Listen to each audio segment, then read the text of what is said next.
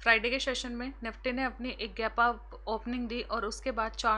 23,412 के लेवल पर ओपन होने के बाद निफ्टी ने एक लो लगाया और उसके बाद यहाँ पर कुछ देर तक निफ्टी से इसी रेंज में कंसोलिडेट करता रहा और उस कंसोलिडेशन के बाद निफ्टी में एक छोटा सा हमें अपसाइड का मोमेंटम दिखा।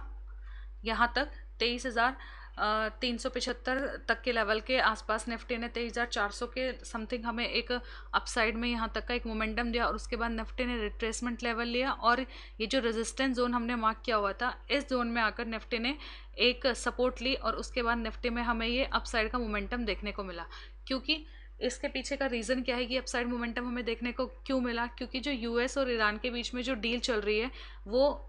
फाइनलाइज होने के बहुत ज़्यादा करीब है, जिसका इम्पैक्ट हमें फ्राइडे के सेशन में इंडियन स्टॉक मार्केट में भी देखने को मिला और उसकी वजह से ये रैली ट्रिगर हुई और 23,622 के लेवल पर जाकर निफ्टी ने अपनी क्लोजिंग दी है। आपने बात किया था कि निफ्टी में जो एरिया है ये रेजिस्टेंस जोन है, अगर निफ्टी इस रेजिस्टेंस जोन का ब्रेकआउट कर देगा तो उसके बाद हम डाउन साइड की ट्रेड को प्लान करेंगे और अगर ये निफ्टी इस रेजिस्टेंस जोन का ब्रेकआउट नहीं करेगा और इस लेवल पर सपोर्ट बनाएगा तो हम अपसाइड का ही मोमेंटम देखेंगे और ये मोमेंटम निफ्टी में हमें फ्राइडे को एक अच्छा मोमेंटम देखने को मिला। वहीं हम बात करें अगर निफ्टी में अभी सपोर्ट और रेजिस्टेंस क्या होंगे हमारे, तो ये जो एरिया है 23,500 और 23,525 का जो लेवल है निफ्टी में अभी ये एज अ सपोर्ट वर्क करेगा। इमीडिएट सपोर्ट निफ्टी में अभी यही सपोर्ट है। अगर कल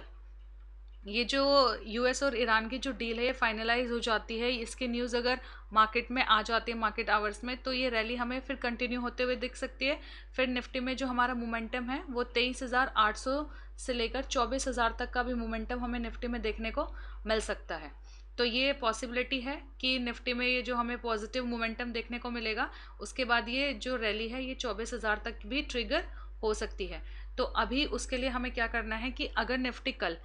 अपनी गैप अप ओपनिंग दे देता है तो उसके बाद हमें वेट करना है कि निफ्टी रिट्रेसमेंट ले, एकदम से उसी रैली को चेज नहीं करना है। अगर निफ्टी गैप अप ओपनिंग दे देता है तो 23,600 या 23,500 के लेवल पर अगर निफ्टी सपोर्ट बनाता है तो ये एक अच्छी लॉन्ग की पोजीशन बन सकती है और यहाँ से हम एक अच्छी लॉन्ग की पोजीशन को डिसाइड कर सकते हैं कि हम उसमें लॉन्ग पोजीशन को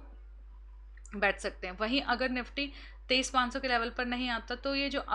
हमारा प्रीवियस डे का इंट्राडे का जो ये 23,622 का एरिया है, अगर निफ्टी इस जोन में भी आता है कोई सपोर्ट की कैंडल बनाता है तो फिर हम उसके बाद अपसाइड का मोमेंटम देखेंगे। जब तक निफ्टी 23,500 के ऊपर टिका हुआ है तो निफ्टी का जो मोमेंटम रहेगा वो पॉजिटिव ही रहेगा। अगर निफ्टी इन केस अगर इस 23,500 का जो लेवल है इसके नीचे ब्रेक डाउन दे देता है और इसके नीचे अपनी कैंडल की क्लोजिंग कर देता है तो फिर निफ्टी में हमें डाउन साइड का मोमेंटम देखने को मिलेगा और ये डाउन साइड का मोमेंटम तभी देखने को मिलेगा अगर कोई मार्केट में कोई नेगेटिव न्यूज़ आती है। अभी फिलहाल मार्केट में पॉजिटिविटी का माहौल बना हुआ है, जो क्रूड ऑयल है उसका भी प्राइस हमें डाउन साइड में देखने को मिल रहा है और जो रुपीज़ है वो भी थोड़ा स्ट्रॉन्ग होते हुए दिखाई दे रहा है, जो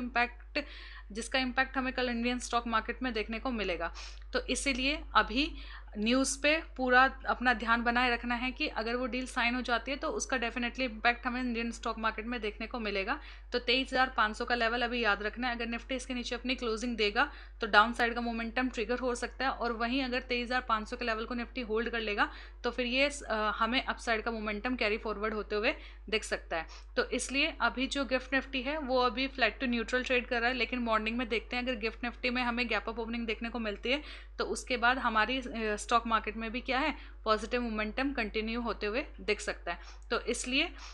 अपनी ट्रेड को स्ट्रिक्ट रिस्क मैनेजमेंट के साथ ही अपनी ट्रेड के प्लान को एग्जीक्यूट करें।